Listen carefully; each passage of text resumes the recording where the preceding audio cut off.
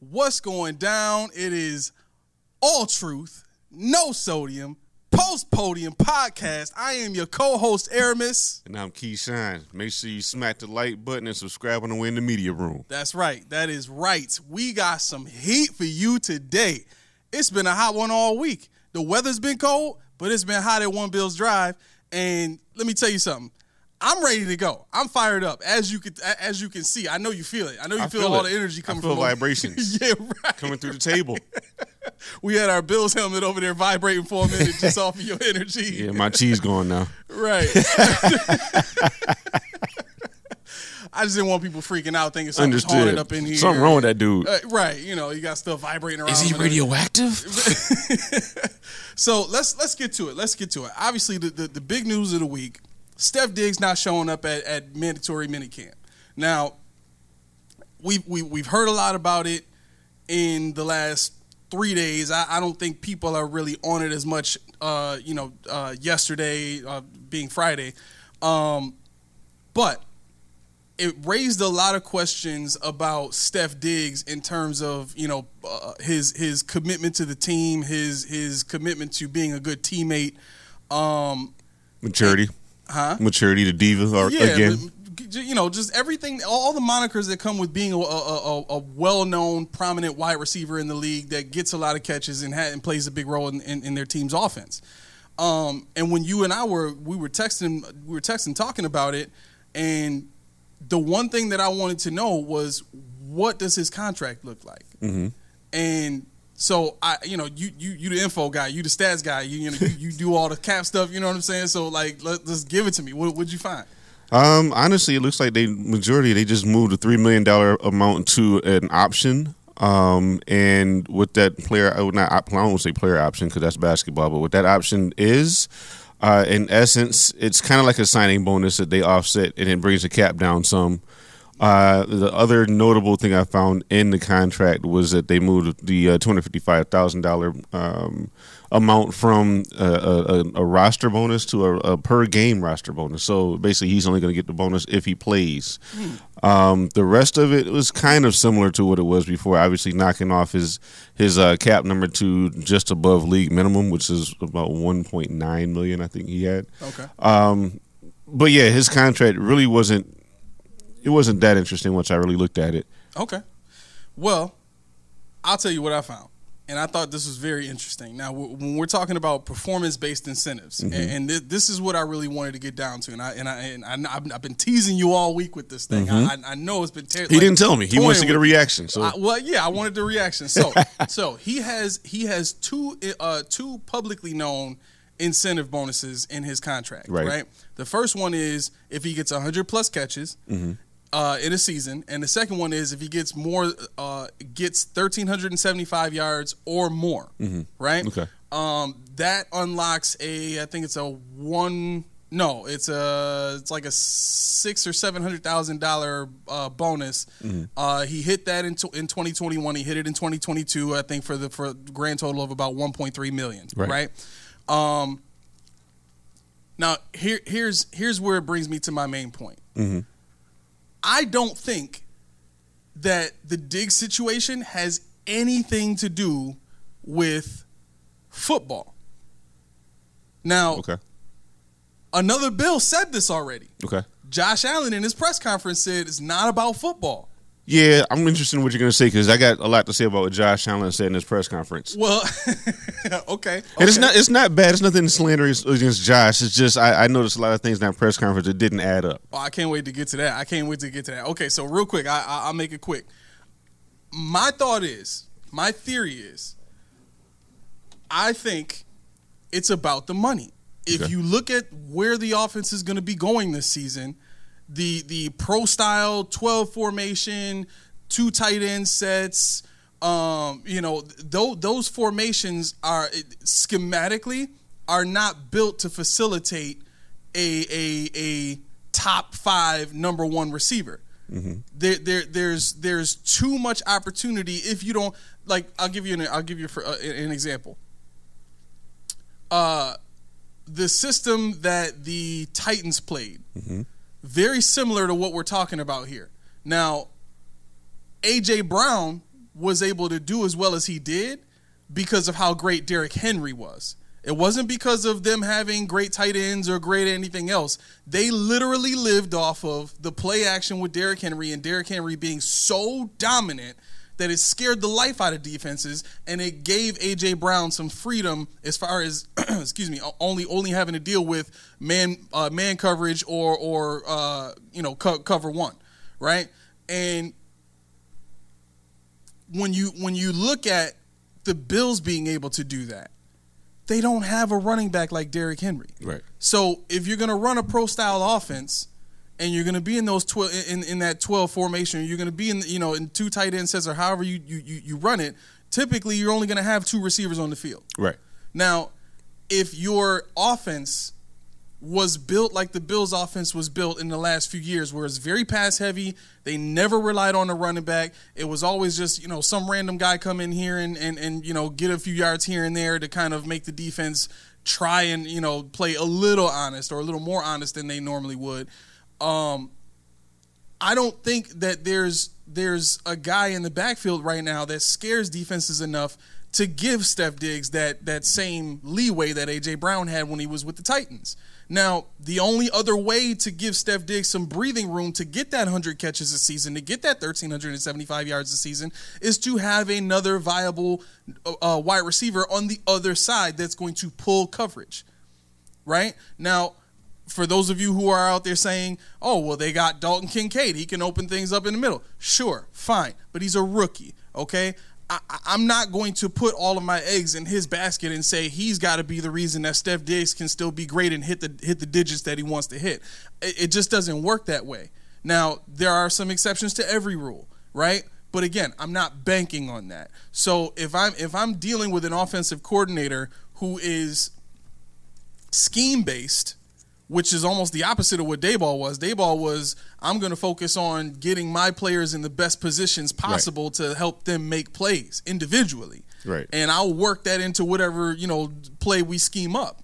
Now, it seems like where Dorsey's going is, this is the play that's drawn up. This is meant to work. This is what we're going to do, regardless of how that works for Steph Diggs or how that works for James Cook or how that works for, Gabe Davis. Mm-hmm. Like, it's almost as if the expectation is we should be able to plug the right skill sets, per se, into these positions, and the offense will work the way that it's supposed to work. That's not going to do nothing in the playoffs. No, as we've seen numerous times. Right, because last year was a debacle. Yeah, we didn't show up. We didn't show up. It had nothing to do with the players. It had nothing to do with, in large part, what they could have controlled for that game. It was a cumulative thing, like Steph said. Right. He alluded to it in the Dan Patrick show when he interviewed. He said that, the blowout at the end of the game where he had his arms outstretched was a cumulative thing where the whole season the wins weren't coming as easy as they were before. He said the plays weren't coming as they were before. And that's up to who? That's up to your manager, right. Your coach and your offensive coordinator. They have to understand that teams are evolving to play against you every week. They're watching film on you and they're evolving. We never understood and never realized that we weren't as good as we thought we were, in the sense that we can't keep pounding our head into the wall and breaking through. Right. We have to do something different. We have to evolve. We have to change it up. I don't want to say the word multiple, but sometimes you have to do that. Sometimes you don't want to show everybody your best punch. Right. Especially against weaker teams. You don't want to put everything on film. Right. So that's like saying you're going to put all your trick plays in preseason. When we did that, we never won. Exactly. Because people knew, we see this guy doing this. This is what they might be doing. So, to your point, I think that you definitely need to look at it. The money. Yeah, I get the money. I get the contract. But for me, I think more of the angst and frustration was the fact that I think Steph kind of feels lied to. For me, I think he kind of feels lied to in the sense that, when you listen to can we go to the Josh Allen press conference for a second, or you still got? Okay, go ahead. Well, I'll hold off, and you go ahead. Do your thing.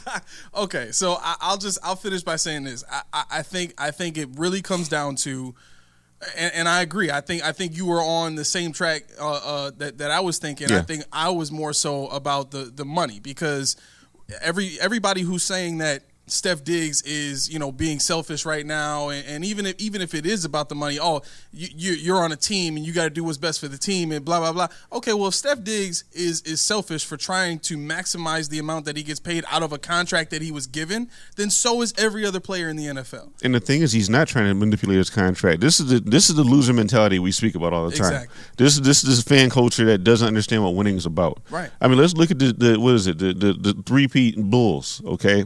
Where was Rodman? He was AWOL. Rodman used to blow off practice and go to Las Vegas. Yep. All night vendors. They didn't know where he was. Jordan had no idea. Pippen, but as soon as the pregame started, he came strolling with his entourage, didn't practice. Jordan even once said that they were doing, I don't know what the politically correct term is now, but a certain kind of drill in basketball where the team lines up and you jog around the court. Okay? Coach blows a whistle, the one in the back sprints to the front line, and the whole object of this is the line is supposed to run to the point where you can't get to the front. And so the coach blows the whistle, can you slow down? And then he'll blow the whistle, and the next person in the back runs to the front. Jordan said he hated Rodman because even though Rodman never practiced, he was in such good condition, they couldn't catch him. He would go all out in this run, and they couldn't, and he would he would kill them all. Wow. So you got that. So was Rodman trash? Was Rodman somebody that doesn't know how to win? What about Allen Iverson? Practice. Exactly. We were talking about practice? Exactly. Practice? Yep. We're not talking about a game. And I think Josh Allen said that in his press conference. I'm not going to go into it right now, but he said in the press conference, we're not playing tomorrow. Right. And then look at our two-time go ahead, Nuggets, two-time basketball MVP, one-time finals MVP. But no, I say this for a reason. Nikola Jokic. Mm-hmm. He was mad when he found out the parade was Thursday because he wanted to go back to Sombor to watch his horses race. You see his reaction? He's like, I don't want to go. He said he's going to have Kroenke get him a plane so he can fly over there. That's what he said. Wow. So is he a diva? No. He's the furthest thing from a diva. Why is Diggs a diva? Exactly. And this is the kind of culture where you're choosing kumbaya over results. Steph Diggs is results. Yep. I want results. Yep. We had kumbaya all those years when we lost. We lost when we loved each other. We lost when we loved each other. Nobody got in anybody's face. Nobody made anybody better. Right. But now we got a guy, and Von Miller is not that kind of guy, but he leads by example. But he said, I don't talk a lot. Steph Diggs doesn't talk a lot, but when he talks, you better listen. Yep. He's your captain. He's a one of the captain. captains on the team. Like, you don't get that for no reason. Diva Diggs is a good thing. It really is. I mean, if you look at all the teams that won, teams that won over any substantial amount of time, they're a winner because they have those guys that are not afraid to push the company line, are not afraid to stand out. Mm-hmm. Who cares Steph Diggs goes to the Met Gala? Who cares that he dresses differently? Who cares he has a Lamborghini in Buffalo? Who cares? John Stockton drove a caravan. Really bent out of shape about that. Oh, they're bent out of shape because John Stockton drove a caravan, all-American guy, right? Right. Got lucky. He was good, but he was normal. Everybody that's good is not normal because they're used to standing out. And this is what we have here in number 14. And we brought him in knowing he wants to stand out because he wants to win. Right. When you saw the picture of him in Kansas City Stadium and when we lost in the AFC Championship, mm-hmm. Who was with him? It was him alone. Right. So who's with them now? It's him alone. And we'll get into this a little further when we look at these press conferences. Yeah, good stuff. Let's get into the Josh Allen stuff while we're there. Okay. I mean, my first takeaway from Josh Allen was it was like he was a liaison. He was kind of the middleman between Steph Diggs and McDermott and Brass. He kind of had to watch his words, and he pushed that. We'll keep it in house. Nobody 26 talks like that. Everything is no. We don't talk like that. I'm 39. I don't talk like that. I'm more mature than. But the thing is, when you look at some of the things he was saying in terms of, if you notice, he used the phrase "we" a lot. We. Everything he said was "we." But when somebody asked, were Diggs' frustrations making sense to him, as in Josh Allen, Josh said, "That's how he feels." He said, "That's how he feels." I noticed it's subtle. But everything he said, we're talking about this, we're taking this, we're doing this, and we're going to get better. But when he was asked if he understood and shared his first, he said that's how he feels, and I can't tell him how to feel. Distancing language. That's the thing. And if you're just watching it to watch it, you're not picking up on this thing. Also, when Josh was questioned about this again, he stumbled. He said, just to be clear, you mentioned at the start, this was non-football related, but everything that they talk about is football related. So when you say I'm alluding to the fact that he have a breakup at home. His brother that got in a little bit of trouble in offseason, is that on his mind? Is he dealing with that? Yeah. No, everything, contracts, play style, personnel, coaching, that's football related. So what are you telling me is not football? We didn't ask what aspect of it was. We just said, is it football? No, it's not. Then what are you talking about? Right. What are you, I don't know about you, but I'm a private guy. I'm not going to tell you my whole life if it doesn't need to be said. And so when I'm talking to my coach, my boss, I'm going to talk to them about the business at hand, not about what's going on in my personal life. Obviously they're not at that level. Maybe him and Josh, I don't know. Even Josh said, I got to do better. With what? What do you have to do? He said, I can make more phone calls. Why?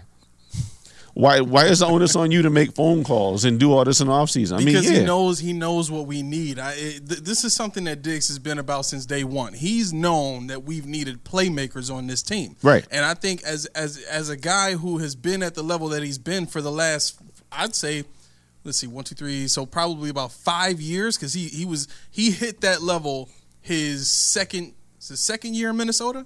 He was in Minnesota for 3 years. Yeah, so his second year in Minnesota, he started becoming that guy. He was the guy that caught the miracle in Minnesota catch and scored that touchdown. The helmet flip, He was well within stardom from that point on. Yep.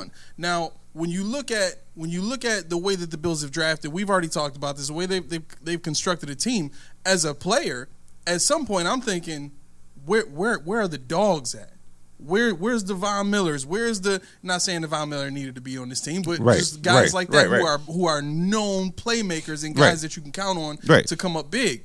And I mean, I'm the same way. I'm standing there with my arms up, like, where's the help? Yeah, I mean, and it's funny that you say you feel like this is money related, because for me, in analyzing that, I almost got the impression like, this your boy, this Dorsey, this your boy. You see what I was saying now? In my mind, and it was refuted by Tim Graham on the Talking Buffalo podcast with Patrick Moran, but he said this is definitely not Dorsey. You can strike that off your list. For me, when I first saw the play live, I said, no. I said, he just said, you were wrong.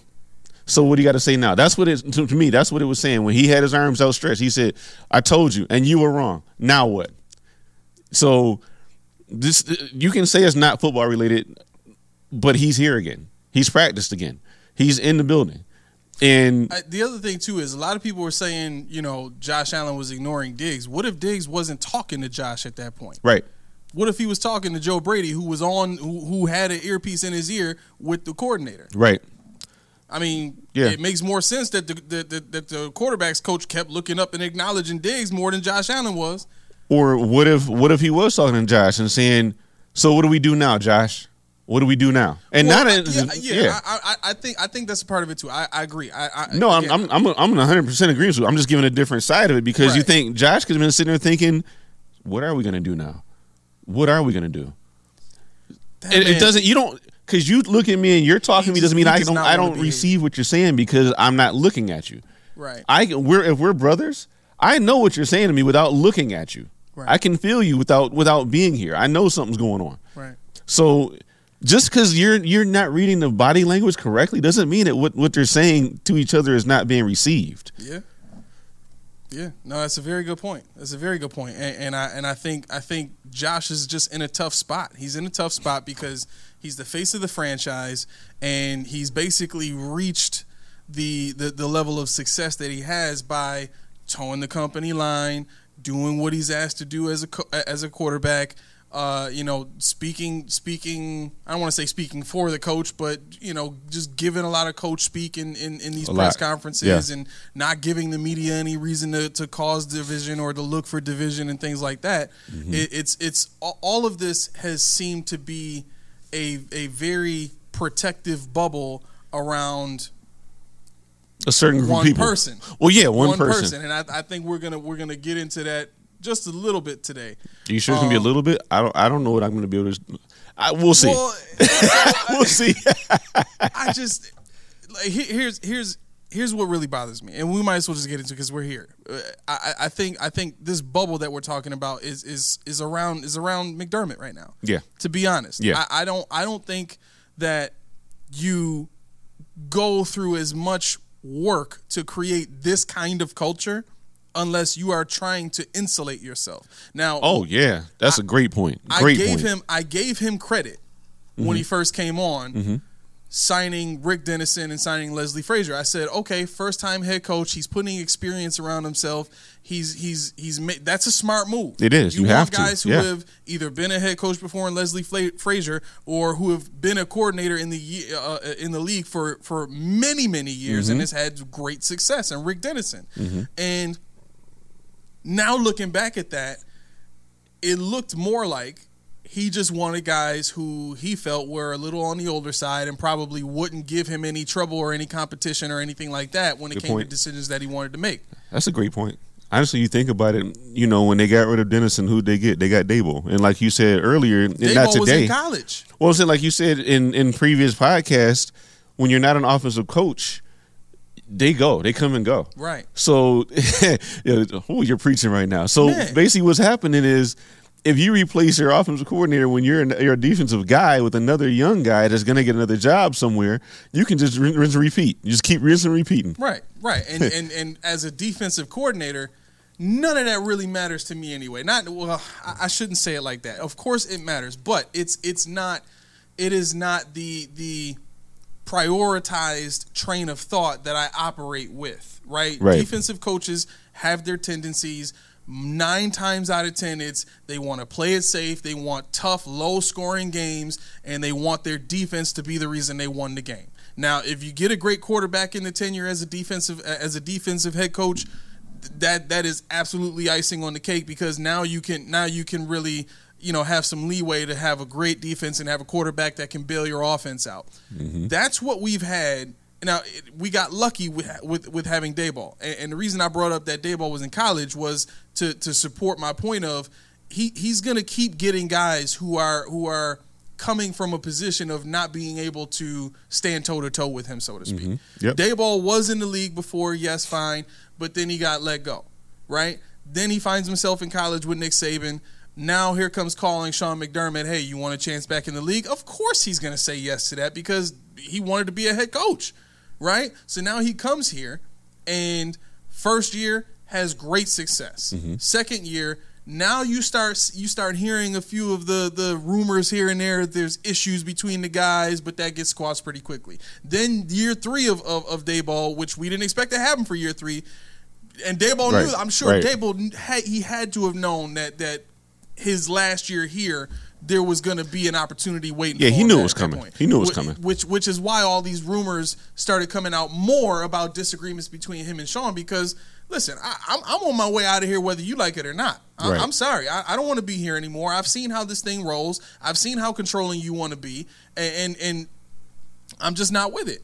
So all of this speaks to the way that Sean McDermott has insulated himself with the moves that he's made.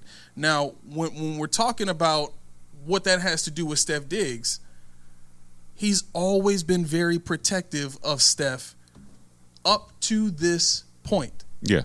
This is the one time that he's ever let any player hang out to dry like that and basically let the media start going after the player. Yeah, right? I mean, you think about his words, as after meeting with or after being spoke with Steph Diggs, he's very concerned. Why are you very concerned? He's under contract. Yep. He's gonna get fined. He's gonna lose a lot of money if he doesn't play. Yep. You hold his life in your hands. What are you concerned about? Listen, anybody who's buying what he said, what Sean said, as far as I gave him permission to be out of the building, you're lying to yourself. But 2 days later, that same day, he walked it back and said, "Oh, we're in a good spot." How? If you're very concerned, you don't get to a good place in 2 days. That's what I'm saying. Yeah, especially when you walked away. You didn't stay in a room all night long and talk it out. You're not in a good place, or you were never very concerned. Right. Which is it? Then you say, "Oh, I was a poor choice of words." Dude, you've never had a misstep of what you're saying. You never tipped your hand. Had Whaley said it, had Rex Ryan said it, had Brandon Beane said it. Okay, maybe you might have been very concerned, but you don't say something you don't mean. You haven't done it for 6 years. You're not going to start today. Exactly. And that is the biggest point there. Let's get into this next point, because I want to talk about some of the things that the Bills as a franchise has done, with Sean at the helm, but they've actually done this much further before Sean got here, and that is the way that they market to the fans. Now I'm bringing this up because my thought is there's a major reason why Bills fans buy what they buy from the Bills, and it's not because of the Bills play. It's not, well, lately you could say maybe, but I don't understand how any logical thinking Bills fan can look at what happened and look at the fact that Sean has always been very consistent about what he lets out of his mouth. Exactly. Right? Yep. And then for him to now all of a sudden state publicly that, I made a mistake in what I said. I misspoke. No, dude. You've been so strategic in what you've allowed to come out of your mouth in terms of injuries, in terms of gameplay, in terms of what to expect for who's starting, all that kind of stuff. You've been notorious for not giving up anything. Right. Now, all of a sudden, when you say I'm very concerned, 2 days later, what I meant to say was What? No, when it's Belichick said that, and you're Belichick-esque, you're building yourself in that mold. That's not something that's done when you're trying to be who you are. Right. And that's what he asked for when he got here. He wanted to be the guy. He wanted to make all the decisions. He wanted to make all the signing decisions, draft decisions. He wanted to be the guy. That's why he was hired first, and Beane was hired after he was already hired. And I wanted to interject just to give you a little bit of an insight into. Do you remember who our last great GM was? Bill Polian. Bill Polian. I'm glad you said that. Now on the If Walls Could Talk podcast. One of the hosts said he actually worked in the finance department. Okay. He told the story of how when he interned in '88, he was pushing mail. And to get to the mail room, get to the stamp room, whatever, you had to go past Bill Polian's office. Mm-hmm. He said, all I remember is hearing cursing, screaming, throwing things, blah, blah, blah. And the secretary looked at it, it's okay. It's fine. Don't worry about it. He said Bill came out of the office. He's like, hey, how you doing? Everything's good. But what he was doing, and this is key, what he was doing was he was yelling at agents. Oh, wow. He was the guy. He ran day-to-day operations. Yeah. So how would that work with this coach? How would McDermott be able to handle that if he didn't have Beane? See, that's kind of why I told that story, and I thought it was interesting, and I wanted to give proper credit. I wish I could find a name. Let me see if I can find his name real quick. I did write it down. Where is it? But no, I think when you think about everything that you just said with Russ Brandon and the stories I heard about how Russ Brandon wasn't even allowed around McDermott's office, I don't want to go. Yeah, that's how it is. He was isolated, and I'm glad you said that, isolated from the beginning of time.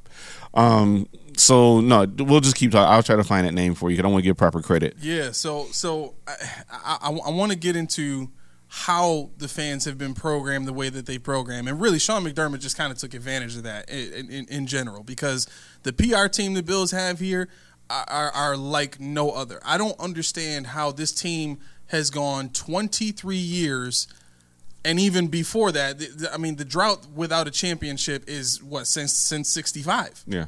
Right? I don't understand 69. 69? Yeah. No. Not 65. 64 and 65 were the years that we won the AFC championship. And you're going to the AFL or whatever? You're talking about AFC? Okay, yeah. Got you. So if we're looking at going that long without a championship, right? A Super Bowl ring. Mm-hmm. How in the world is it that the New Orleans Saints had people with bags on their heads for years and years and years, and eventually the team was sold. The new owner came in and got an offensive-minded coach. Now, granted, Katrina happened and all that kind of stuff, but got an offensive-minded coach who understood what he needed to do. He needed to get a quarterback and an offensive line, and he did those things, and they had success, right? And this town, year after year after year, has gotten defensive coach after defensive coach after defensive coach who wants to play hard-nosed, blue-collar football and cater to this hard-nosed, blue-collar town that somehow the Bills have the town convinced that it is. Right. Like, I'm going to be honest. The city's broke, bro. Yeah. The city's broke. Yeah. It's one of the most impoverished cities. Like, go look this up. It's one of the most impoverished cities in the country. It is. Right? So don't tell me about hard-nosed and hard-working. If I was hard-nosed and hard-working, I would have something to show for it. Yeah. And I don't. 10. Instead, I got to worry about PSLs coming up in 2 years and in 3 years, worrying about how the heck I'm going to pay for season tickets. Yeah. Like, it's nonsense. I think there's truth in – I hear what you're saying. I think there's truth in the hard-working deal because you figure – you look at the people that have, we have kids, and we have to work hard to provide for our kids because it's not, we don't have these flashy $90,000, $100,000, $130,000 jobs just popping up everywhere. Right. So, I mean, I guess, you think about we were built on Bethlehem Steel. We were built on the coal mines and all this stuff. So I guess that's kind of what they're talking about because we aren't at a white-collar city. But the Steelers have a similar mantra in their city, and they go get playmakers, man. They don't have this mentality that it all has to be hard and struggle. No, I think that goes back to what you said about McDermott wanting to be the guy and wanting to be the figurehead. He wants to be the face.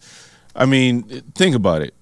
I was talking to a guy a while ago, and he said as long as McDermott is your coach, because he's not a Bills fan, he said you guys will never win a championship. And the reason why he said is because all the people that you could have, all these young talents, all these guys coming out that may have something to them that McDermott can't handle, he's not going to try. Yep. And like we said earlier, the divas, you don't have to be a huge diva. But if you're outspoken, McDermott's not going to look at you. Right. He doesn't want that. He wants somebody that's going to build it, buy into his system, buy into his philosophy, and somebody that's going to come in and try hard. Yep. Von Miller, you paid him $20 million a season to do what he does naturally. The guy has got an ACL, and he's not even worried about coming back and picking up where he left off. Right. What's the other guy? Leonard Floyd, a 9-sack guy, and he got hurt. He's not worried about it. He knows what he does. You don't have to scheme for these guys. Right. But the thing is, McDermott brings in these small, these slow, these lower school people who try hard, who he can move around and convince you that you're something that you weren't. So, in sense of Milano was a safety at Boston College. Right. You're a linebacker. All right, I'm a 4th-round draft pick. I'll be a linebacker. Right. It worked out. Yeah. But like you said about it's only happened once so far. Like you said about Deion Dawkins. I mean, Benford, maybe if Benford works out, that's one more in 6 years. But like you said about Deion Dawkins, he was a guard. He was a good guard. Yeah. In Temple, a big school. They moved him to tackle because why? Because McDermott said you're a tackle. I mean, the money's there for Dawkins if he can get, but like you said last week, how many teams is he going to start for at this point? Exactly. And he knows that. I'm not saying he won't start somewhere, but he's not going to start for a Super Bowl caliber team on the left side, unopposed.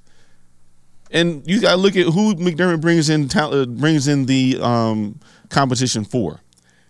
You like you said, Levi Wallace. I don't want you to have a meltdown again, but did they ever bring in any real competition for him? Never. Why? Because that's their guy. Right. And that's what this whole Stefon Diggs thing boils back down to. He was their guy, but he doesn't fit their philosophy. It's almost as if Bean actually tried to do his job in getting Diggs here. Because I can't, like, Dalton Kincaid is the first offensive player since Josh Allen to be drafted by Sean McDermott. Correct me if I'm wrong. The first offensive player to be drafted in the first round since Josh Allen. Mm-hmm. Now, he's a tight end. Right. H-back, swing tight end, call him whatever you want to call him. He's a tight end. Right. He's not a dynamic wide receiver, which is where the league has trended towards for the last 5 years. Right? The rules specifically changed to give wide receivers more leeway, more space, more opportunity because that is what makes the league sexy. The deep ball, the being able to throw over the middle, the diving catches, all these amazing toe tap catches on the sideline, that is what makes the league sexy. That's what gives it the wow factor. There's so much more that goes with betting now that wide receivers have the space to do what they do, and you're drafting a tight end. Yeah. I'm speculating in saying what I'm about to say, but I really I have this feeling, this impression based on seeing the way that Sean has operated, that he didn't want AB here. No, and he didn't even want Diggs here. No. But guess what? Are you going to use a first-round draft pick on that guy? No. Why? Why? Right. Ask yourself why he wouldn't draft a wide receiver in the first round. And because when you draft him in the first round, you got to put his behind on the field no matter what. And the funny thing about that, why I giggled a little bit, was because if you think about it, who did we trade with to get Stefon Diggs? Minnesota. Yeah. Who did Minnesota take with the pick that we took Stefon Diggs? Justin Jefferson. Would we have picked Justin Jefferson, or would we have taken a defensive tackle? Probably would we have taken a defensive end? Yep. So for people that say that was a dumb move, which is more palatable? Would you rather have Justin Jefferson for one contract than let him go and be great somewhere else, or would you rather have Stefon Diggs, who's here, who started off great? You don't have to let him learn the system. But it's not even would you rather, because we've already established he's not going to draft a wide receiver. True, you're right. So yeah, I misspoke on that. But no, you're right. And the thing is, in my mind, just going for one, that's where I am. But I got in the end result, you're right. He wouldn't have. Right. I don't even know who was in that draft class, but I can tell you it would not have been just everybody who said it was. I mean, that's what everybody was saying. Buffalo, no, we weren't. Let's find out who was in that draft class. Okay. And while you do that, I just want everybody to remember. Let's bring this back to Stefon Diggs while you look that up. Remember what his impact is in Buffalo. All right. When McDermott first came, we made the playoffs. What do we go? 9-7. We got kicked out by Blake Bortles and the Jacksonville Jaguars. All right. Blake Bortles out-Bortled Tyrod Taylor. That defense was probably the nastiest I've seen in a long time, though. It was 10-3. Yeah, it was 10. It was busted up by a grand slam bunt. Okay, listen, we were a catch away. We were fingertips away from winning that game. That's all I got to say. No, you're right, but it was broken open by a grand slam bunt. That's what happened. All right, so we were 22nd in scoring, and we were 18th in scoring against. All right, right. So in 2018, McDermott's first year of his rebuild with Josh, we went 6-10. We were 30th in scoring, so we regressed in offense. We got a marginal bit better in scoring against. We moved from 18 to 17. 2019, we went 10-6. We were second in the division, and we made it to the wild card round. We were 23rd in offense, second in defense. The defense carried us in 2019. Right. Introduced Stefon Diggs in 2020. I don't care what people say. Remember when 2019 concluded, people were like, well, maybe Josh isn't the guy. Maybe we need to look at somebody else. I don't know. Oh, my God. But this is the kick. But this is the kick. I'm getting here. Diggs comes in 2020. We are 13-3. We were the second team in scoring. Okay? Yep. We were second in scoring, and our defense regressed to 16th against. But that's okay, because when you score fast, other teams are going to score with you. That's true. So when people say Diggs doesn't matter, yes, he does. Right. Yes, he does. Right. 100%. So, 100%. and this is not to you. It's just, yes, he does. People get rid of him. No. You get rid of him, you regress. You go back. Josh is not doing it by himself. I don't know who told you this. He can't scramble. Right. So what you got? I mean, can you see it on the screen? Yes. Like, this is unbelievable. Jerry Jeudy, Jalen Reagor, KJ Hamler. I would love to have Hamler here. Darnell Mooney. I would love to have him here. T. Higgins. Michael Pittman Jr. Like these are guys. Like I don't understand. I don't understand how you looked at a T Higgins, a Tyreek Hill, a Darnell Mooney, a Jerry Jeudy, and you said to yourself, nah, I'd rather have a defensive tackle. And that's what would have happened. I mean, you think about the way they were constructing this team. And this kind of goes back to what's with the salary cap. All they did was draft marginal talent and then try to fill it in with some high-priced free agent. Would have worked until COVID. Nobody would have thought about it because we would have still had money. We would have aged these guys out. We would have had money, and nobody would have thought about it. But when COVID hit, you had to do your job. You had to do your due diligence as a GM, as a scouting department, and get guys in here on cheap. contracts that draft picks get. I don't care if you're a first pick or second pick, seventh pick. It's going to cost you less than it's going to cost you to get a Von Miller. Right. Even a Leonard Floyd. That contract is more than a first-round draft pick is going to get. So at that point, you can identify whether or not you want to keep this guy or go back to the well. Ed Oliver, lucky enough, he undervalued himself. I'm sure he could have went to Houston Texans or somebody like that and got more money. Yep. Go to a loser. You're going to get more money. Ed Oliver is fine. He's not great, but he's not bad. He's just about middling. He's middling. I just wouldn't have re-signed him. But see, that's where they back themselves into. You have to get guys you're familiar with that you can afford to pay because you can't go out there and replace them, and you're not going to draft. What are you going to do?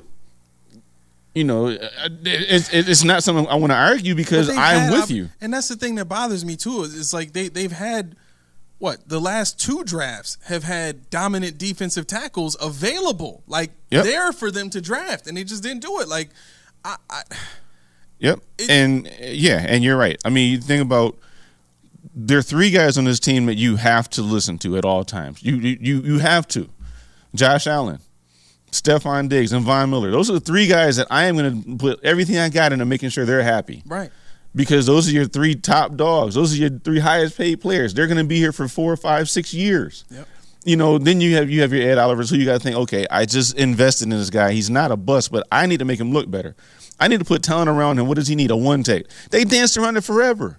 They danced around the one tech. They let Ed Oliver be a one tech. You don't draft it at 9 in overall, and then let everybody talk mess about him. That's what they did. They hung him out to dry. So let me ask you a question, and I have my own theory. Mm-hmm. What do you think made Sean change his tune the day after he said he was very concerned?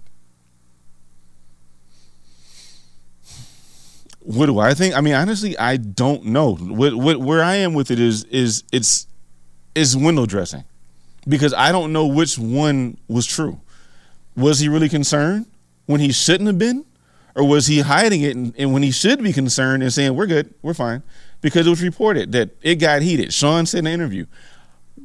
Well, he was visibly upset. I mean, that was reported. Like I think Sal Capaccio was talking about that on the radio too. Yeah, like, I mean, I didn't hear the radio, but I can tell you in Sean's interview previous, I think the day when he said he was concerned, he said me, Bean, and Steph were in a room, and it got heated to the point where we had to just step away. We needed space.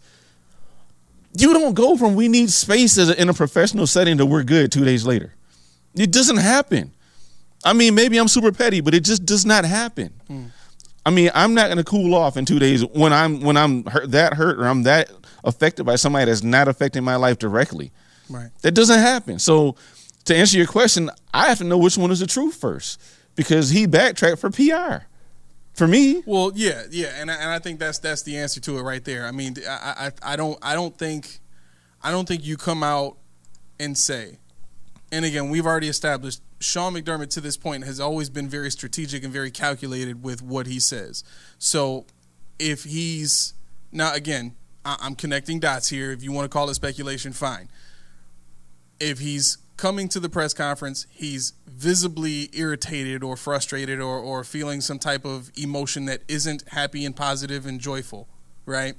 And you ask him how concerned he is about his number 1 star receiver, the best offensive player that we've had since Josh Allen, and probably in some ways better than Josh Allen, a captain on the team, not being at your mandatory minicamp on day 1.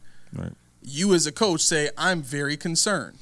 You had to know at that point, before you opened your mouth, I'm ready to blow this up. Mm-hmm.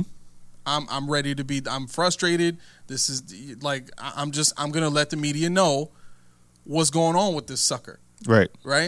And so you say I'm very concerned. Now the media's up in a tizzy about it. Oh, whoa, he's very concerned. Oh, okay, now we got some juice. Now there's something going on behind the scenes. We need to figure out what's going on. Then you come out on day 2 of mandatory minicamp and you say, it's cool, guys. I gave him permission to be he was here.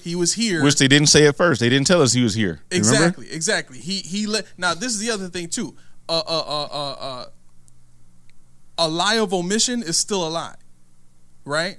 If reporters are telling you Steph Diggs is not in the building and you don't say anything to correct him, right? Guess what? You're corroborating. Right. By not saying anything, you're corroborating. That's just it. That is what it is. Right. I mean, maybe he wasn't, but he was at some point. He was. Right. You chose to wait until everything blew up the next day to come back and try and correct it when you could have just corrected it the day before. Yeah. Right? And everything would have been fine, but he didn't do that. Right. He waited until it all blew up and he started to look bad, and then he made himself look worse. Oh yeah. By coming in and saying, I gave him permission. Well, wait a second. Yesterday you told us you were very concerned. If you knew that he was in the building and you had given him permission to go home, why are you concerned at all? Right.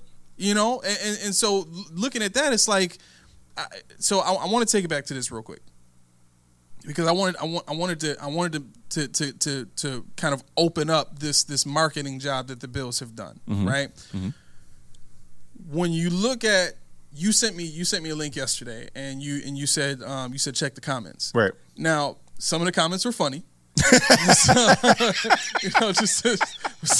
There were a bunch of people that had some questionable things to say, and a lot of people seem to be drinking the Kool-Aid on this, trust the process, right, and all that kind of stuff, right?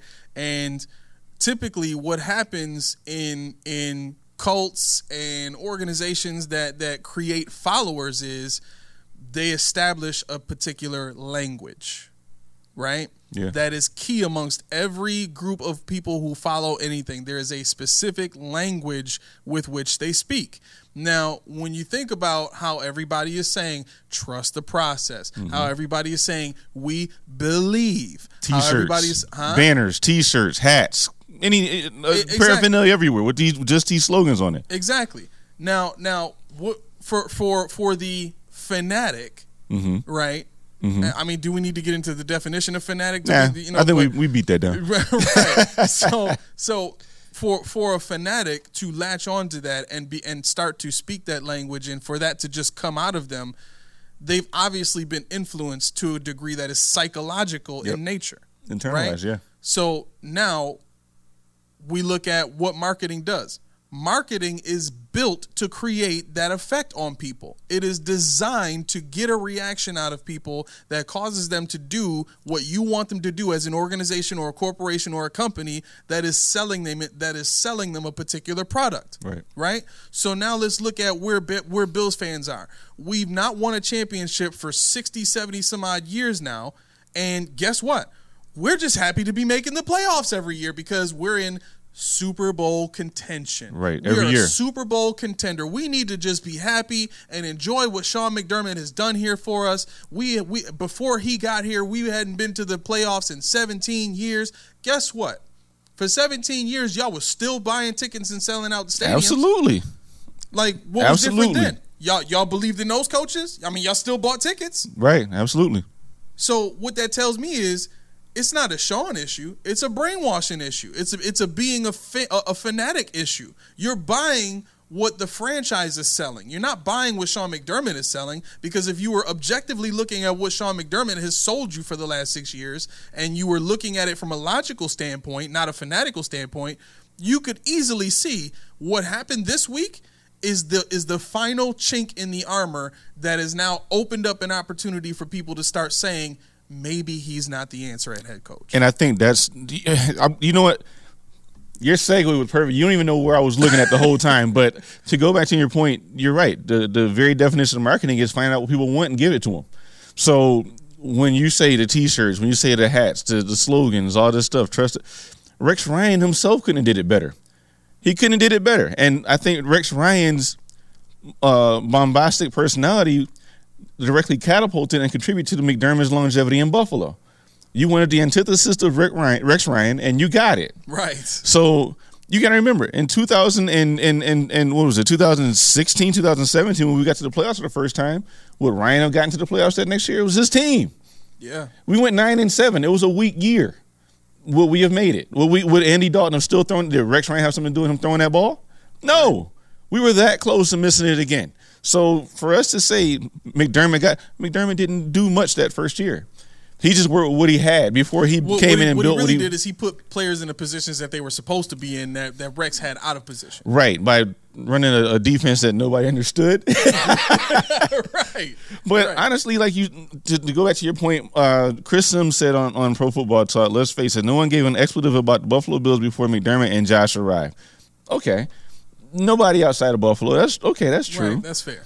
But also, like to argue that no one cares much about McDermott, and people were starting to get their pitchforks ready for Josh Allen before Stefon Diggs came. So, to go back into it, Mike Florio thinks that if we don't make it past the divisional round, we could see some action. If we make the conference championship, again, it'll be safe. But if we fall short of conference championships, he should be on the hot seat, as you said it in the last show. Hot seat Rama. Let's see. Chris Sims is of the mind that it would be hard to let him go regardless of what happens. So miss the playoffs, don't care. It'd be hard to let him go. I could see that. I mean, yeah, again, I can too. Like this is a situation where Pagula, when he hired Sean, I feel like I've said this before. Pagula, when he hired Sean, has said it's Sean's show, right? Now, if I'm the owner and I'm saying it's Sean's show, what does that mean? You got this. You're good. Yeah. I don't want to oversee. I'm not a football guy. If anything, Kim was really the owner of this thing. You know what I mean? Before she fell ill, and so who's overseeing things now? Right. Ron Recuya. He's not a football guy. Right. So who's running the show? Sean is McDermott. running the show. Yeah, it's a perfect storm. Right. The other thing I want to point out real quick before we get back to this point is, so I had a job at one point where I was a supervisor, and I had a decent amount of autonomy. You know what I mean? I can kind of go and come as I please. I can make moves as I needed to. I ran the department, right? And anytime that there was something that came up that could become an issue and get back to my supervisor and create a situation where I needed to, have more oversight, I made sure to squash that right away. Right. I don't want anything coming in the way of me being able to run this thing how I want to run it. Right. And I think deep down, that's exactly what made Sean come up and say what he said. He had to bite the bullet. He's typically not a guy that is that willing to just, secede and give up on what he feels is the right way to go. It showed uncharacteristic weakness. Yeah, exactly. That's really what it was, and it's almost a loss. He was defeated there. If he was playing mind games or whatever he was trying to do, he's trying to posture himself in a good light. It didn't work. Right. Because at that point, I've never seen a press room fire back at him with so many, clarifications. Fire back at Josh with so many clarifications. The only person that didn't get it was Von Miller. He didn't get it because Von Miller said, dude, I don't know and I don't care. That man is getting paid regardless. He could care less. He's got what, 2 Super Bowls now? Yeah, 2 Super Bowls. He got 2 Super Bowls now. He's on a Super Bowl contender. You know what I mean? So it's not like he's going to be losing his way into retirement. Right. He's in a good spot. Yeah. Like, what more could you want? I mean, honestly, you're right. Yeah, and the thing is, also, if you go into, I just want to make one more important point on what Florio said. Florio said that he thinks that you blow it up regardless. He said you have to blow it up because you have Diggs, you have Allen, you have Von Miller in the Super Bowl window. You got a new coach coming in. You want to give him the catapult to be great when these guys age out. And I am of that school of thought too, because not because I hate McDermott, but because I don't see him being a long-term viable option. And I don't want the next guy to come in, even though McDermott's not done per se. I don't want the next guy to come in and be left with nothing and say, look what McDermott did. Look what he had. Look what we did with them. But, look at the comments that you saw in the post I sent you. That's what they're going to say. Yeah. Look what we had in McDermott. Because he's going to be St. Doug. Only St. Doug didn't deliver. McDermott got us to the playoffs, finger quotes. Yeah. But then when the next guy comes in, you got to follow that up. He did it with Rex's team. He did it with Rex's team. So, I mean, my thing is like in the Kings of Comedy, for the guys out there that don't know who that was Cedric the Entertainer, that was Steve Harvey, Bernie Mac, and D.L. Hughley. Yep. Okay? Now, what a lot of people don't realize is the film version is not the actual version of the show. Steve Harvey is actually the headliner. Steve Harvey's supposed to be the last guy to go behind Bernie Mac. But what happened was Bernie Mac was so funny, people booed or left when Steve Harvey was on stage. Oh. So what they did for the show was they made Steve Harvey the host so he could still get his jokes in, but you still were kind of held captive because you're waiting for the headliner, which is supposed to be Steve, but it was Bernie Mac. Wow. So what's happening in the Bills organization is, regardless of how good the next guy is, if you don't give him something to catapult this next guy into being great, into making us watch him, we're gonna get up and walk out. I'm not, because I haven't for 30 years. You haven't. But a lot of people will automatically go to the stadium and stay. This isn't what we're used to, because we want to get to the wild cards every year. We want to get to the divisionals every year. Yeah. We don't want to get to the Super Bowl. We just want to get to the playoffs. I don't. And that's kind of what when you ask me, would I rather have a Super Bowl for 1 year or a long-term success? I want long, because once I see it, I don't want to go back. I know you're not going to win every year, right? But I don't want to say, oh, we blew it up. Now we're definitely not going to do it until my son is 13, because we got to rebuild. We got to fix this and that and third. And I mean, I'm being exaggerative, but at the same time, that's my thought process. You know, if we miss it, we miss it. But I don't want to be like, oh, we missed it because we already saw it coming. And that's my angst. Okay. No, I get that. I get that. And I can understand that. I like the example that came to my mind when you said that was Philadelphia. I mean, it took them 3 years to build that championship team that they won with, right? And I think it was like a year or 2 years after they had already won that it just kind of fell apart and Peterson was let go, right? Philadelphia is notoriously a little impatient with winning, right? And I think when the year before this last year, when Sirianni took the Eagles to the Super Bowl, there was starting to be some rumblings about whether or not he could get it done, whether or not Jalen Hurts was the right choice at quarterback. Yep. And then, of course, they storm the league and just dominate everybody, right? Right. I think even with that approach, where it took me some time to build this thing up, but we won it, and then it just kind of didn't work for a while, and it seemed as though Peterson had lost the locker room. Okay, let's get him out of here. Let's get Peterson was an offensive guy, right? What'd they do? They went and got another offensive guy. Let's bring this guy in here who runs a system that is a little bit newer in the league, is more trendy in the league, and has kind of shown a level of success that is sustainable in the league, right? Right. And so that is really what put them on track to make the trade for A.J. Brown, to get the defensive guys that they got. And now here's the other thing, too. They've also had probably the best offensive line in the league for the last 2 to 3 years, maybe. Now, that's something that Buffalo hasn't seen since when? When we had Andy Livingston when we first drafted them? Maybe further back than that. I mean, probably further. Yeah, back. I mean, obviously Kelly had bar none the best offensive line we've ever had. 100%. But yeah, going back, I mean, Levitri, who was that? Was that Fitzpatrick and Edwards and that little? So I mean, you could argue they're definitely better than what we have now. Not because of the skill level, but like I'm gonna get a slogan: identity. Identity. What is your identity? Right. Are you going to be a run blocking team? You're going to be a pass? Are you a zone team? Are you a power team? What are you? Right. So, but my point in bringing that up as far as the offensive line is just to kind of show like the way that they've built their teams and the track and the trend that they've been on.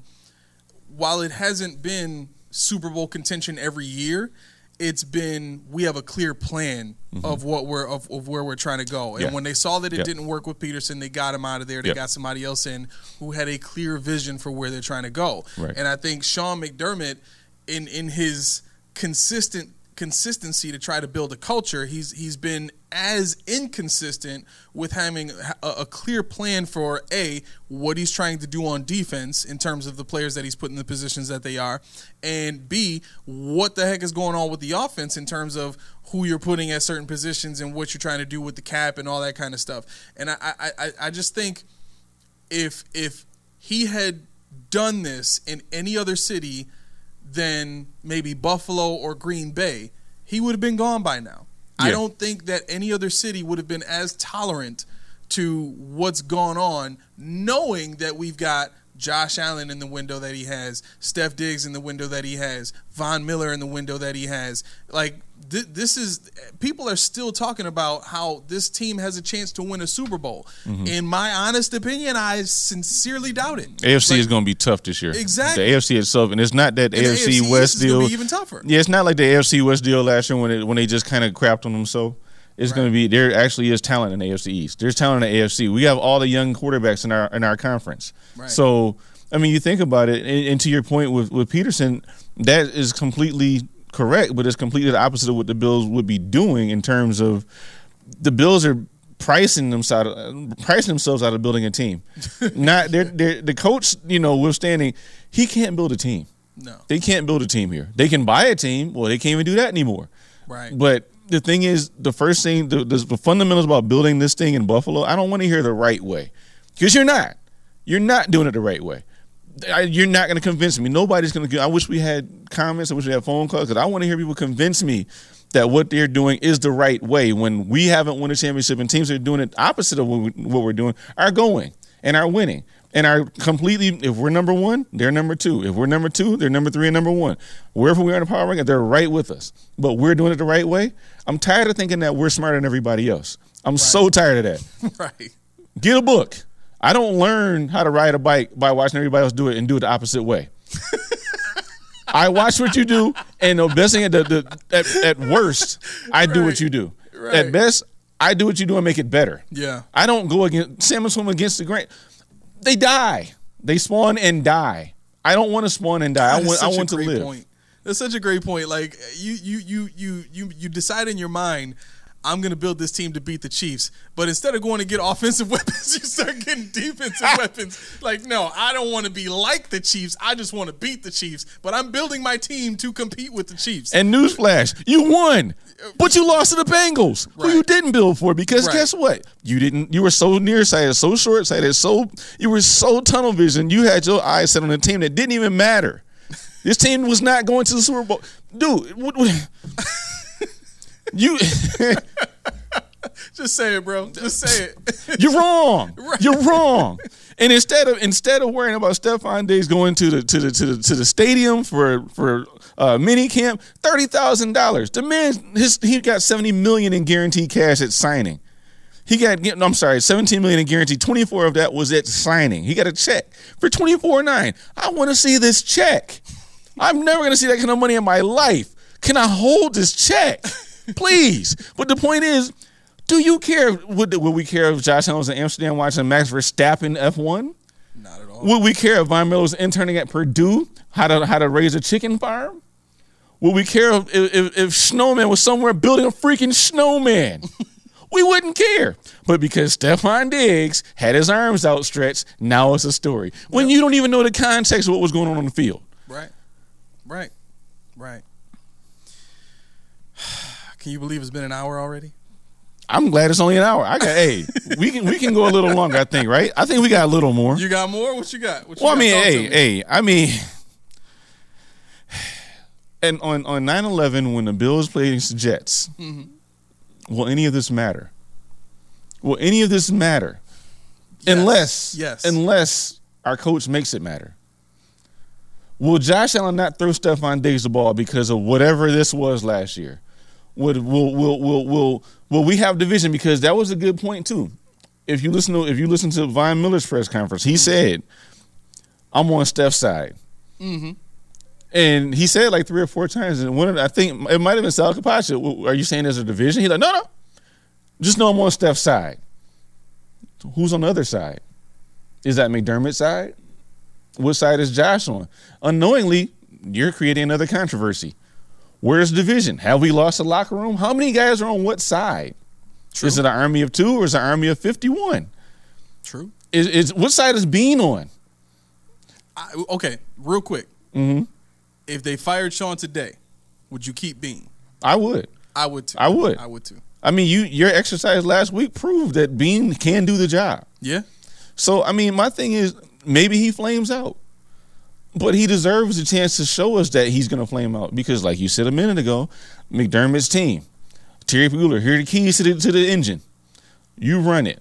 I don't care who you got with you. Polian didn't have Jim Overdorf. Polian didn't have those guys. Polian did the contracts himself. You gonna let McDermott do these contracts? No. But I want to answer your question real quick too. When you were saying, is this going to carry over into the season? I got to be honest. I think it is. I think if you look at what could potentially come of this situation internally, and I'm talking about without us even knowing another drop of information as to what happened 3 days ago, 4 days ago, right? I think if the head coach and your star receiver, who's also a captain on the team, have a schism, right, continuing into the season, it's going to create tension between wide receiver and quarterback. It's going to create tension if they lose a close game against a good team that they needed in order to maintain a certain seed that they wanted. It's going to create tension if they lose to a bad team that they had no business losing to. That's going to mess up their opportunities in the standings. Right. I think anything that isn't a 14-2 dominant season, there's going to be talk about it every single week because this happened. You can't erase this from the history books with a winning season unless, like I stated, you have a great, amazing 14-2 season and you make it to the Super Bowl.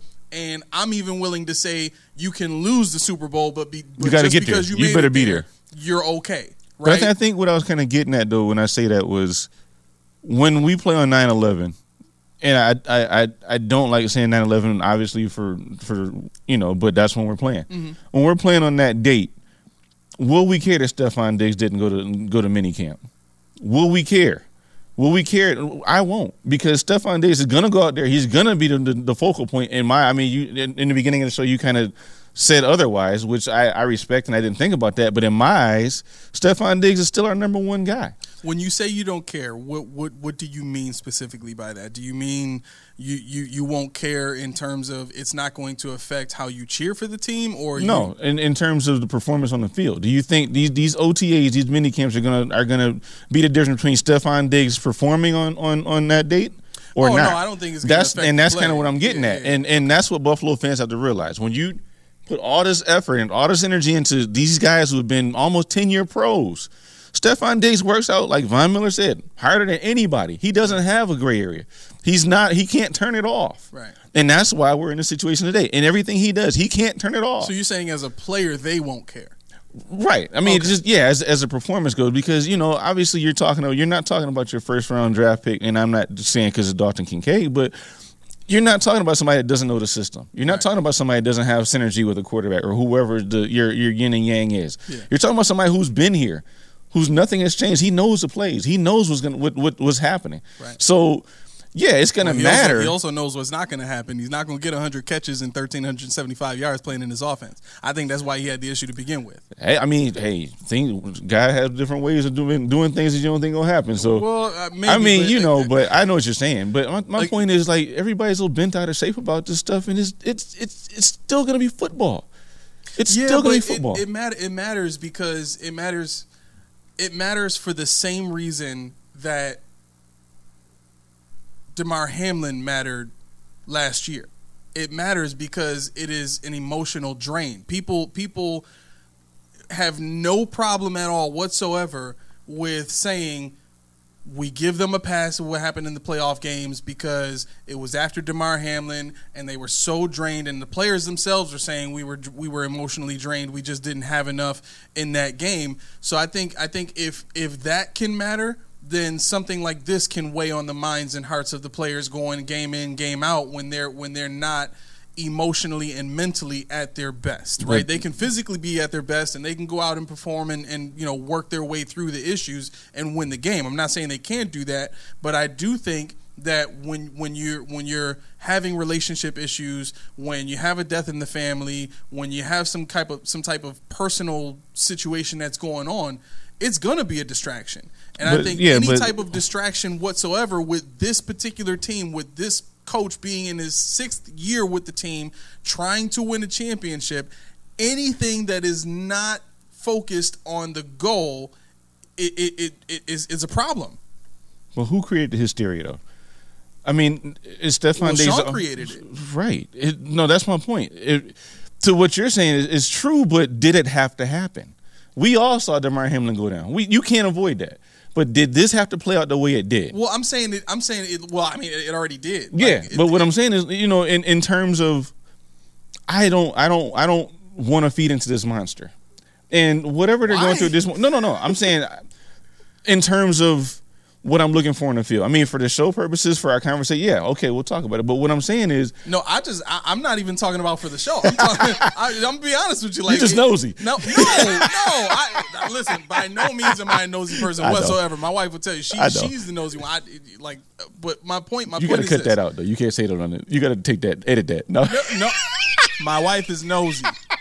She want to know all my business. I ain't got no problem with it at all. Especially if it's funny juice. But my point is this: I very strongly think that, and I just lost my train of thought. What were we talking about? No, we're talking about Stefon Diggs and the ramifications of why do I want to talk about? Why do I want to know about it? Oh, okay, right. So I think it's something that I am interested in, or I'm looking to, because of the effect that it's going to have on the team. Like, I'm not interested in what happened for any other reason than to see how this affects Sean McDermott's position here. Because if I'm being perfectly honest and open here, I would like to see an offensive head coach and what he can do with Josh Allen. And as long as we have a defensive head coach, we're never going to have a good enough coordinator stay here long enough to make this offense really boom and buzz like it's supposed to.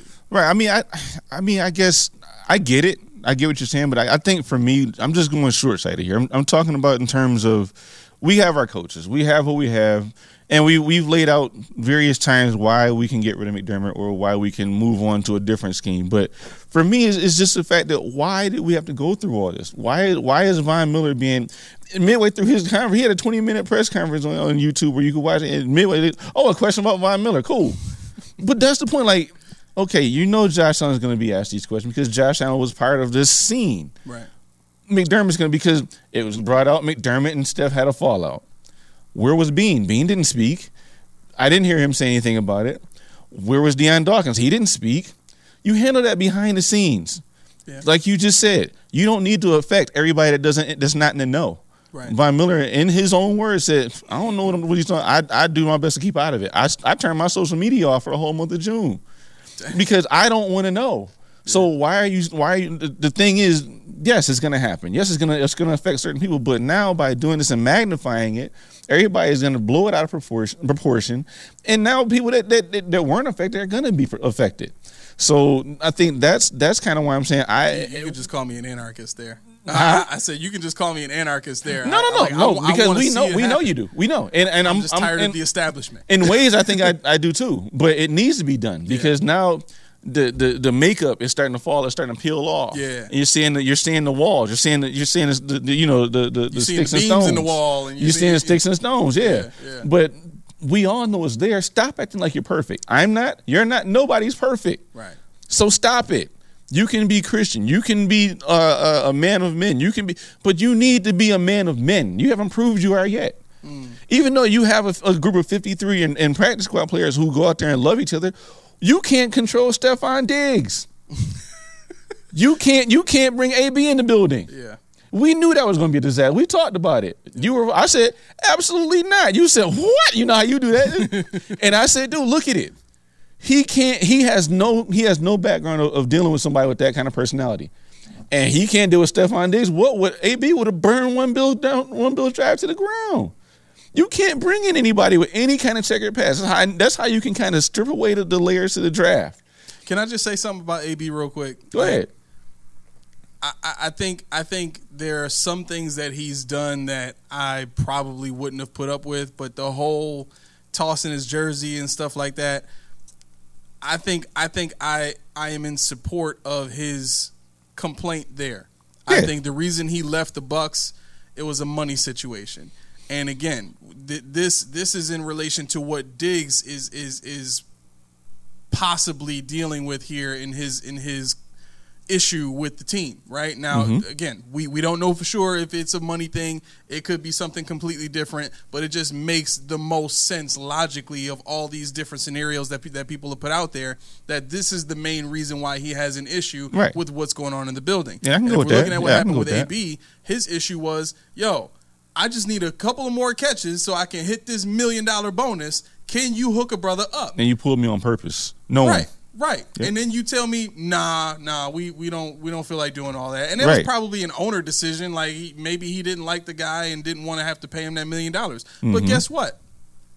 If you don't want to pay me that, don't put it in my contract. Right. Like if I'm Stefon Diggs, that's it. That's exactly what I'm saying. Like, y'all put this bonus in my contract. I hit it the last 2 years because guess what? I like money. Right. And I like to prepare myself in a way that makes sure that I make the most possible money. And if you put it in my contract and tell me I have the opportunity to make it, you better damn well make sure I got the opportunity to make it. Yeah. And when you allow this rookie coordinator to come in here and do what he did to this offense last year, I didn't like it. We didn't win the way that I wanted to win. Yep. My quarterback is still trying to buy into this thing and make it work. Right. So I have to understand that. But now in the year after that, you're telling me the whole system is changing. The run game, the way that we're drawing up the pass plays and all that. And I see as a receiver, guess what?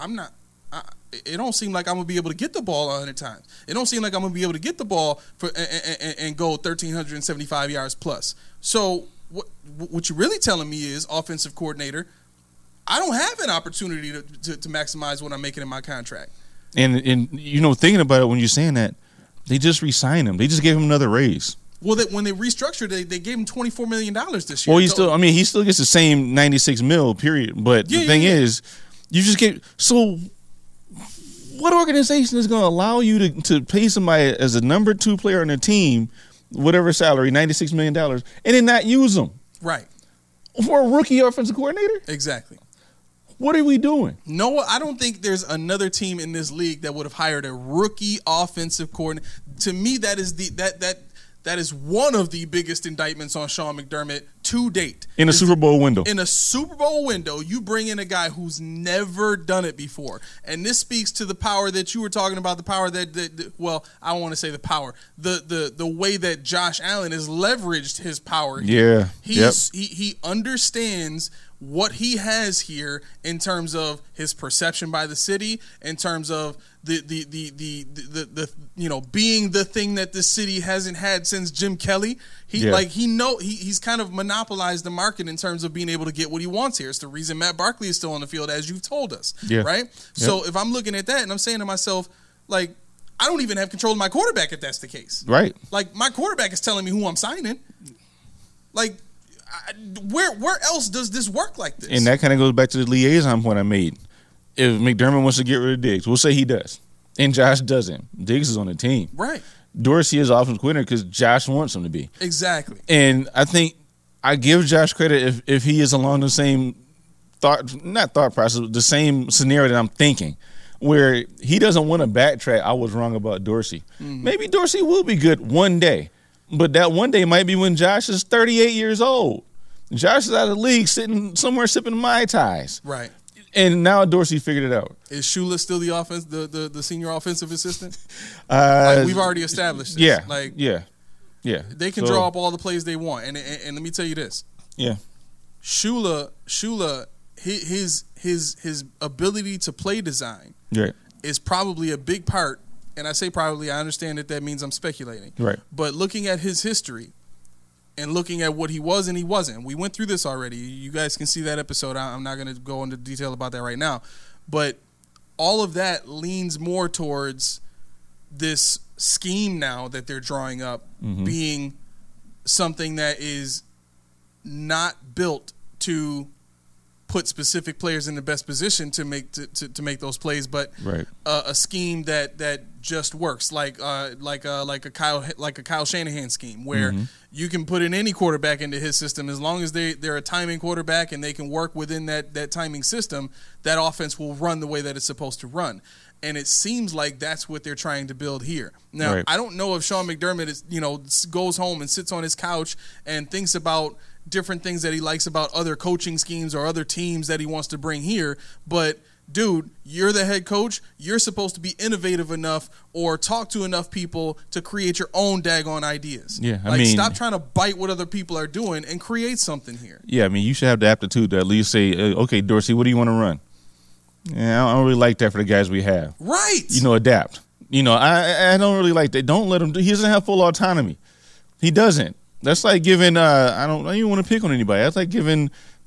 Fine, Cam Lewis, you're it. Hey, you got full autonomy over what you want to do in the defense. Do you want to run? No, it doesn't. It doesn't work that way. Right. You still got Tre'Davious White. You still got Kyrie Elam. You still got Christian. You got guys that actually were drafted. Yep. You got Hoyer, and it doesn't work that way. You have to. You say you can bring men together, right? Yep. Leader of men, right? You're leader of men, and it has to be done this way. No, that's a lie too, because you've proven it. We've had 3 different systems under the same guy. Not near one of those systems have been his system.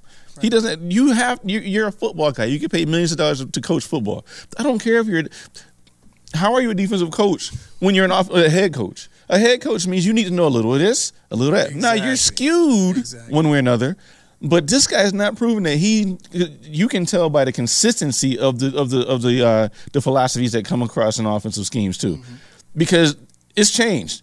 Nothing has adapted, and that's what they sold Josh Allen on. It's going to be just like it was before. No, it's not. I don't care. I don't care if we still put Dalton Kincaid in the slot. It's not the same. You don't have smoke on the outside. You don't have Emmanuel Sanders. You don't have that speed. Right. You don't have the same personnel. Right. It's not the same. You don't have slow running backs behind you. You got dogs back there now. Right. Use them. Yep. Because Dorsey, you have more than what anybody before you had. Dable made lemonade out of lemons. Dennison was a rental, and we still got to the playoffs.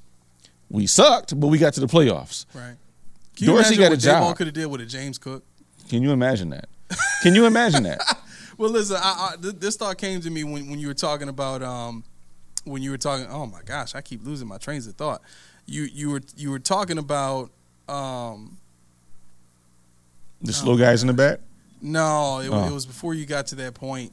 Darn it! But I mean, think about it. Like you said, if you had Dable, I know it's a story, but if you had Chan Gailey at the time as offensive coordinator, yeah, he made C.J. Spiller look amazing. Oh yeah, nobody did that. He made Ryan Fitzpatrick. What did he get? A $67 million contract? He got the biggest contract he's ever had. He got paid. That's why he's at the stadium with no shirt on, because he's like, yeah.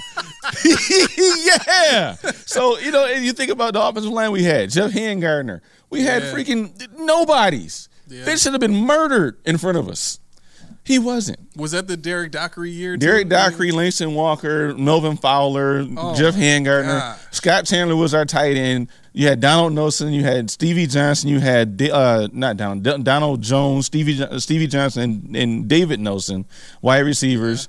Yeah. And we were good.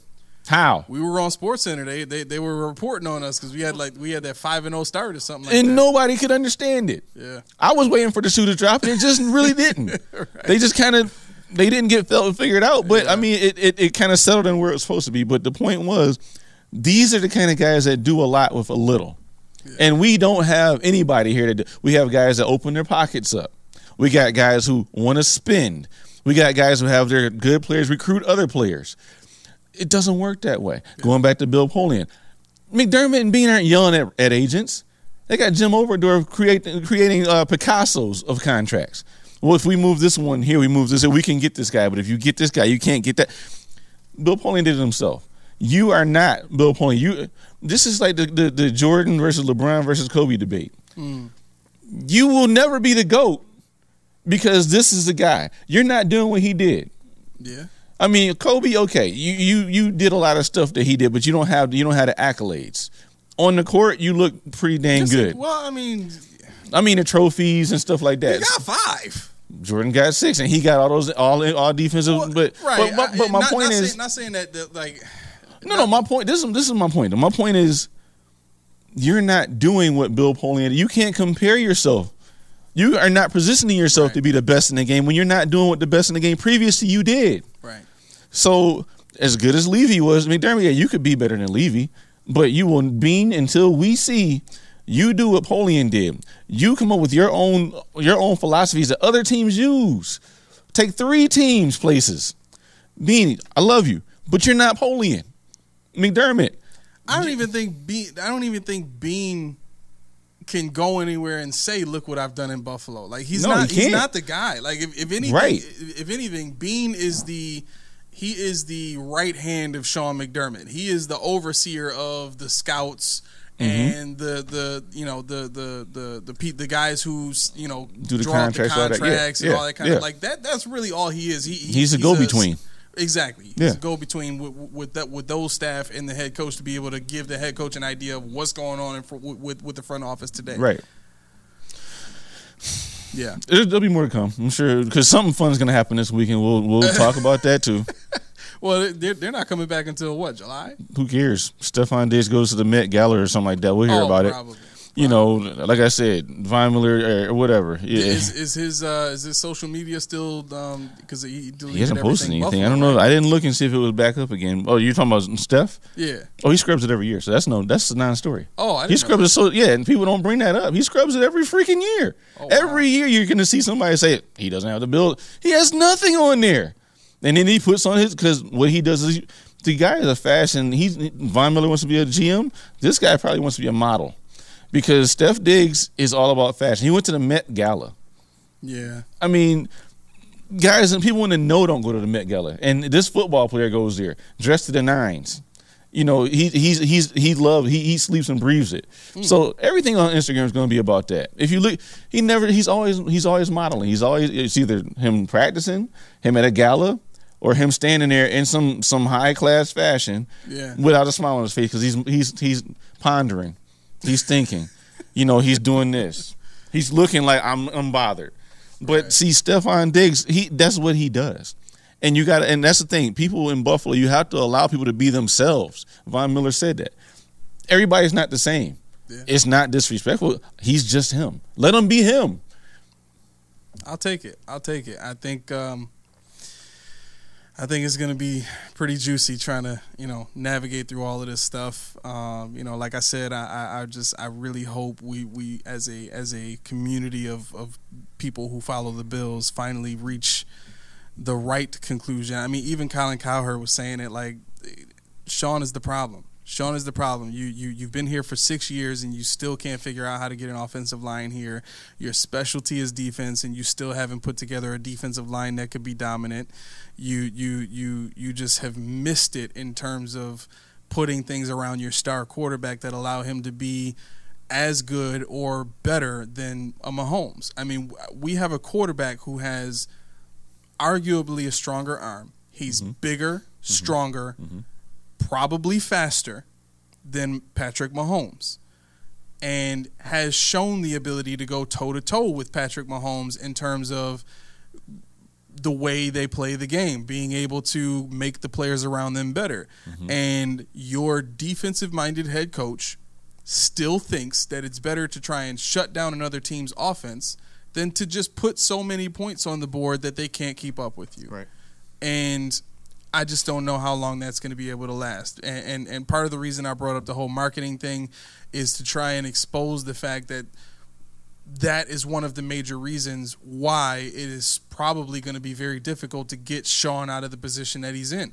Not only does he not have any real oversight in terms of an owner who's concerned about winning, and I don't know that I'm not specifically saying that Pegula doesn't want to win. I'm specifically saying that he's got bigger things to worry about right now and really has not shown a lot of interest in being, that oversight to the Bills football operations. He's had his wife take that on, and he's put other people in those positions, right? So all of that is to say, we have a head coach who has very limited oversight and a lot of autonomy. Pretty much all the autonomy here, and the way that this whole thing has been marketed to the city, it's almost as if they have the city hostage with the way that this team operates, and it's frustrating. Yeah, because in closing, unlike other teams who have won, they don't rub their fans' faces for extended periods of time. Right. We're celebrating, but we're done. We're gonna go and do it again next year. We're gonna, everything the Bills have done is glorified years, decades later. Yep. We're still talking about the 90s Bills. Who cares? Right. They didn't win. It's over. Let's win. Right. When we win, then we'll talk. Will we talk about them for 30 years? No. That's what that high school player that never made it big does. Back when I played, no, I don't care what you did when you played. What are you doing now? Yeah. And the last thing I'm going to say, I wanted to give credit to the If Walls Could Talk in Buffalo. It was Don Purdy. Don Purdy is the name of the guy. Got you.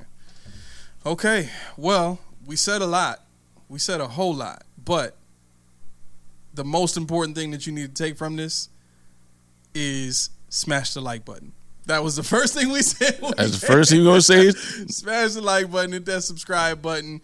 Anything else that you want to hear from us, anything else that you're interested in talking about, or if you got any comments on what we talked about, today was a pretty juicy episode. I enjoyed it. That was fun. It felt like we got to a lot of deep stuff, and I like getting to that. I like getting to the root of a thing. I like getting to what actually makes things tick and makes things happen. So, once again, this is the Post Podium Podcast. We are all about the truth and no sodium at all. For those of you that don't know, that means no salt. We don't get salty on the show. We dive in, we search for the truth, and we call it like it is. So, with that being said, hope you enjoyed the show. We'll catch y'all later. Have a good night.